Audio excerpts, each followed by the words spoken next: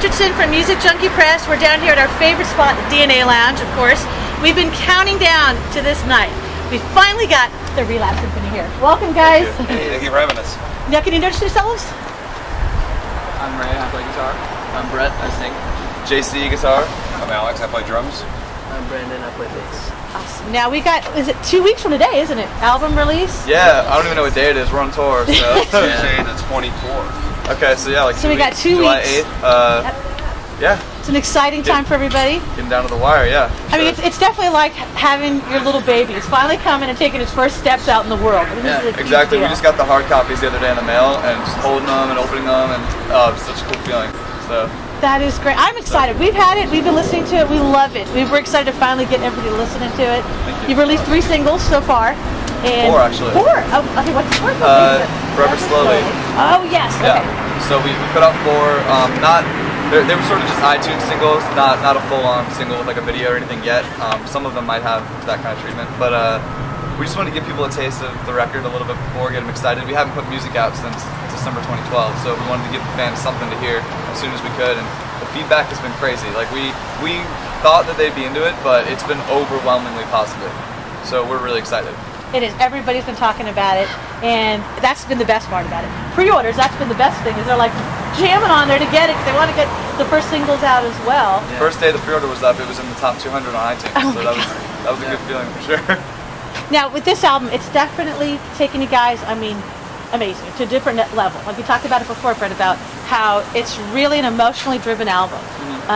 How was that for all of you guys in the recording process as well?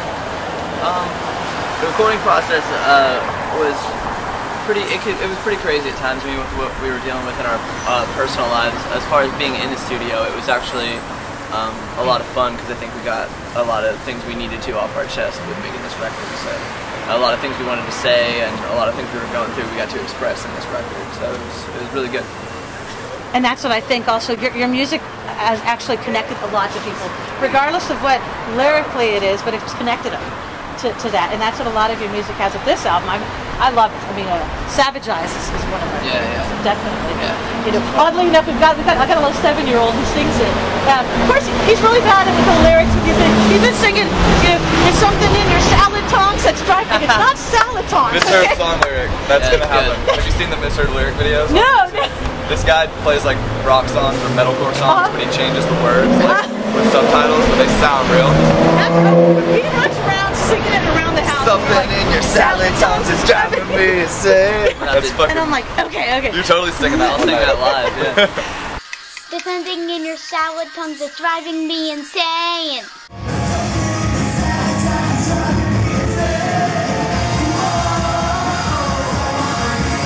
You've got your fans, and then you've got the parents who are just as much into the music, if not more a lot of times. I mean, how is that for you guys? Yeah, which is really cool. I think that's the way it should be. I've always said that rock and roll is for the youth anyway, and you know, I think we're doing something that the parents, you know, they get kind of reminded of where they came from, because there's not a lot of rock and roll bands around nowadays, and we're definitely one of them that's true to what rock and roll is. And I think, you know, older people see that as well, and you know, the kids think it's something new and cool, and you know, it definitely is because we make it modern for sure. But I like that, you know, kids and their parents can share that together, and you know, it's cool. It's me and my dad. You got this danger high, you call it a disease.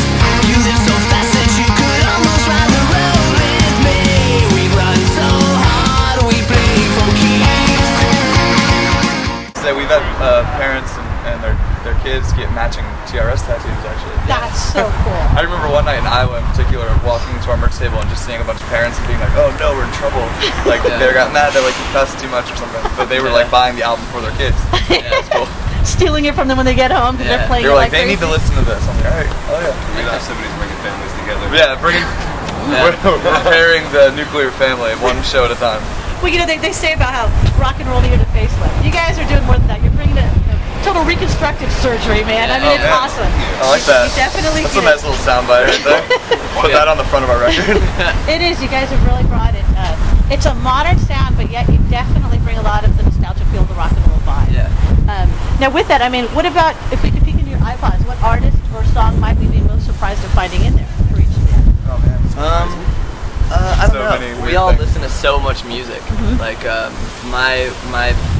what I listen to stems from like the Sisters of Mercy, all the way to like, like I like 80s goth stuff. I like 70s punk rock, 80s and 90s punk rock as well. I like a lot of modern bands too. You know, I like bands like Skid Row and Guns N' Roses, and there's, you know, just a whole bunch of music on there. Like, yeah. It runs the gamut. Yeah, we Yeah. all listen to everything. I mean, from a songwriting perspective, I listen to a lot of stuff that I listen to it because I respect the songwriting. So like I'm into bands like Boys Like Girls, stuff like that, just because if you know about good songwriting, there's no way you can't deny that they can write a good song. And then I listen to, you know, like Minor Threat, and, you know, Rancid, and I listen to everything. So you guys have a great playlist when you're touring. In your bus, you Dude. definitely are. Yeah, you remember the other day, like our first day at tour, you were like, you let me DJ for like a record amount of time. Like usually it's like an hour, and then he cuts me off. You let me pick songs for 10 hours. He's like, you're killing it today. It's like a little bit of everything. 80s, 90s, and today. I love it. I love it. Now you've been first week out on tour. Now, what is something like so far after the first week that you missed so far? That we missed? That you missed. Well, we got spoiled pretty good by a good friend of ours in LA who let us stay with her for about a week. So it didn't even feel like we were on tour because we go play a show and go back to the same house. And go play a show and go back to the same house. So this is like the first day we've really been away. So we'll see. But I mean, I'm missing food already. What happened when you guys are on the tour? What is something that we talked about that before, but about people could bring you guys? Something that, you know, your favorite snack or favorite something gift for the cards road. to anything. Yeah. Starbucks. I mean, that's what we waste the most money on a tour is like coffee and stuff. It's the coffee. Because you don't sleep a lot. You gotta wake up somehow. And Starbucks ain't cheap. Red Bull, lots of Red Bull. Yeah. Monster Energy. We're Monster guys. He's a Red Bull guy. Low carb. Monster. We like the no carb or low carb. He likes sugar. Okay, see? Cotton candy. If you're 21 and older, we do drink whiskey, all of us. So. And you know, I mean, we talked about that before, that a lot of times it's a way of the fans to show their appreciation for what your music has done for them. Yeah. I mean, a lot of times you appreciate hear that. You probably hear all the time about how your music has changed them, affected them, healed them, helped them. And that must be pretty amazing. I know we've talked about that before, but how is it for the rest of you guys when you do hear that from these fans? It's kind of mind blowing a little bit. You know, like we didn't like intentionally go in with like that being like the goal of our band. You know, the kind of music that we enjoy playing and writing. The fact that it touched so many people is like an absolute honor. You can't take full credit for like that particular music or whatever. Like, you know, like inspire them to like, you know, do better in their lives. So.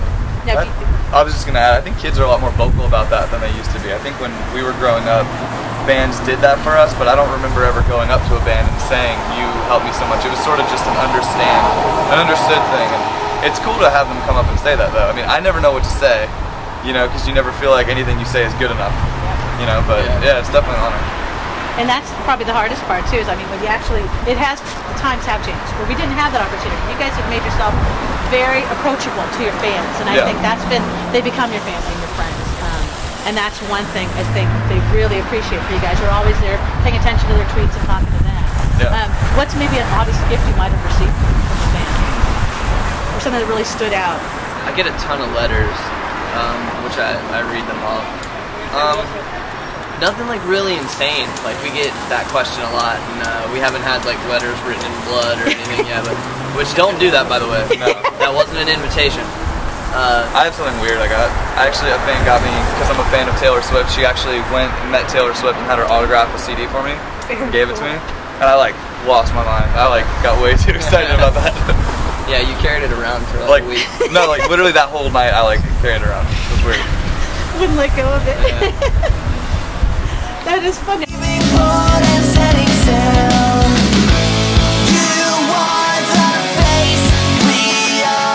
Okay, what about if Relapse Symphony was comic book heroes? I mean, what could be your superhero power and your superhero name be?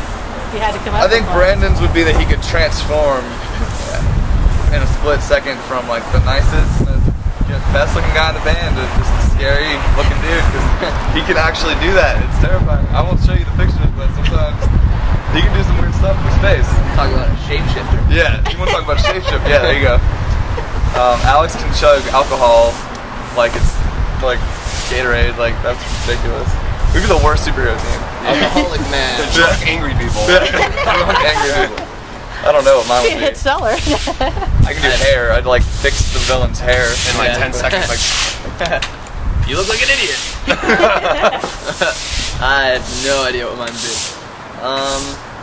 It would probably be a switchblade related. He Yeah. likes to get drunk and play with a switchblade. Freak me out. Yeah. At a Disney bar.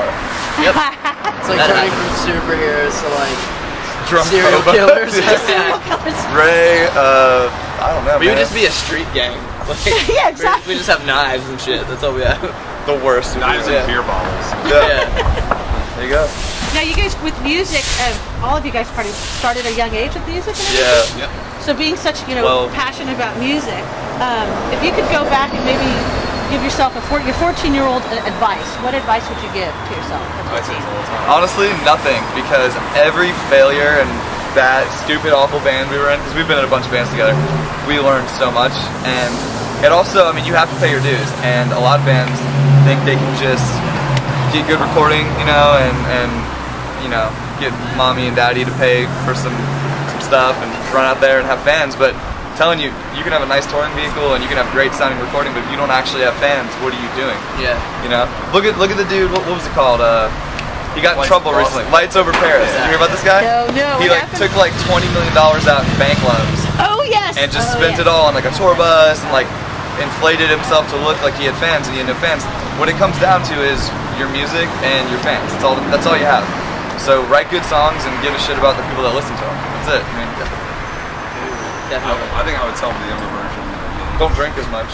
No. Okay, That no, part's okay. okay. To practice more, a little bit, instead of going out and being an idiot. Yeah. That's good advice. But don't go out, shelter yourself, and play your music Okay. So practice. a lot more.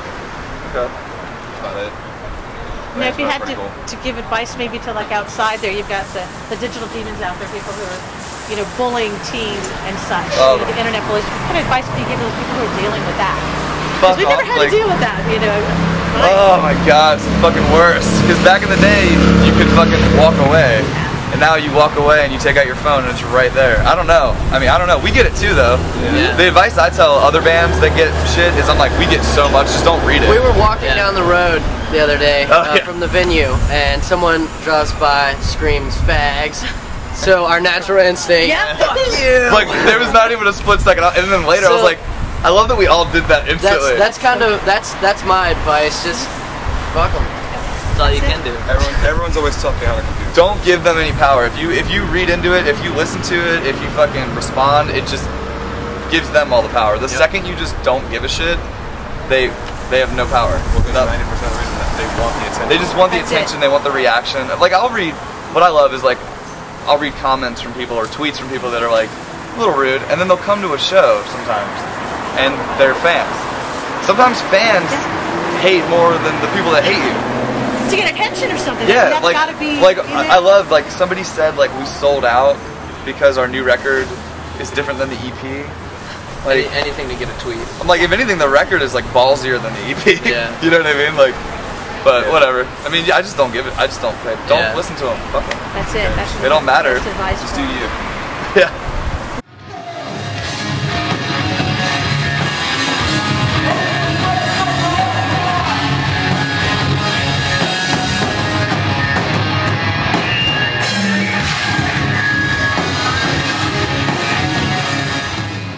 Yeah. Now with this album, when you guys come out and perform, you guys are definitely known for coming out with full energy. Do you have any type of a pre-show ritual or stage ritual you guys do to harness that energy? Should we? We do the heat up some nachos. We can show you. Do we do the head thing? Yeah. Alright. Alright. So Alright. this tour, it's different every tour. Oh, very cool. He hates it, but it's alright. But it works, so. 1, 2, 3. Heat up some nachos. And then we go out. And then we run out. Usually we get more into it, but I usually stand dancing. last tour it was Bend My Dick, which is Van What Margera, place that's in your Southport? it's a Ben Margera Ben song. Margera, Brandon that's can perform it for you. You've been singing it all day. He's literally been singing all day, but he won't because there's a camera. You know what's the best when you're shit on the best. Big ass, get. Alright, but so yeah, that's what we do.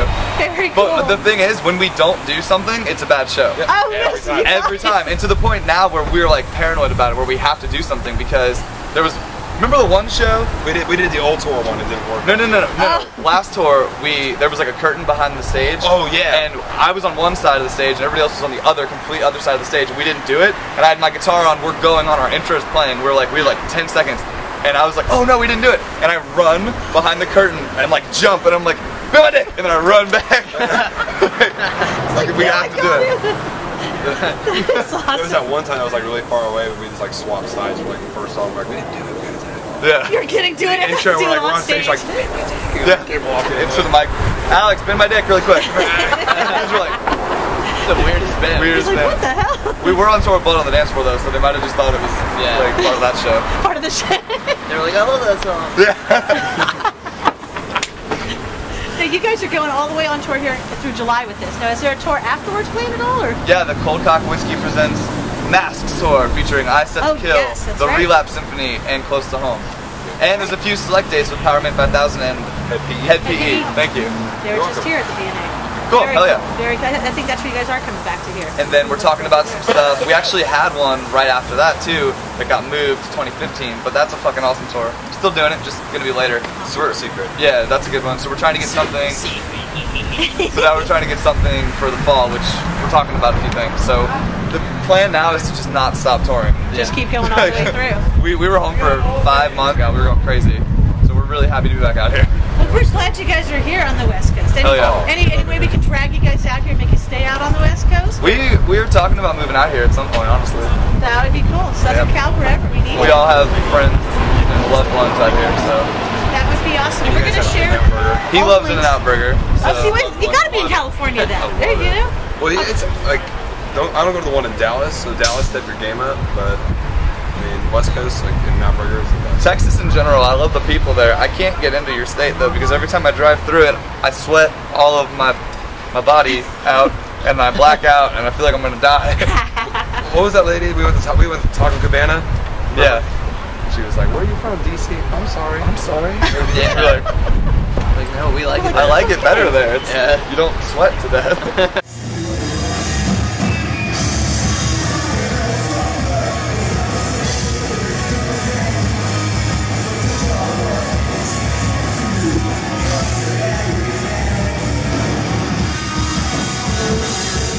Well, that's what you got to do is have you guys do a residency on Sunset Strip. That's where you guys belong, too. We spent like all day there the other day. You did. Just wishing we had money to like do stuff. I don't No, we went to the Rainbow. Yep. And we drank a bunch of cold cock whiskey and ate a bunch of rainbow pizza. But I don't think I would want to live on a rainbow bar. I thought I saw Lemmy, but it wasn't Lemmy, and then they kept messing with me because I wanted to meet Lemmy so bad, and every time somebody would walk in, they'd be like, Lemmy! And I'd be like, dude, I would, like kept having a heart attack. His bodyguard was there. His bodyguard was there, I didn't see him though.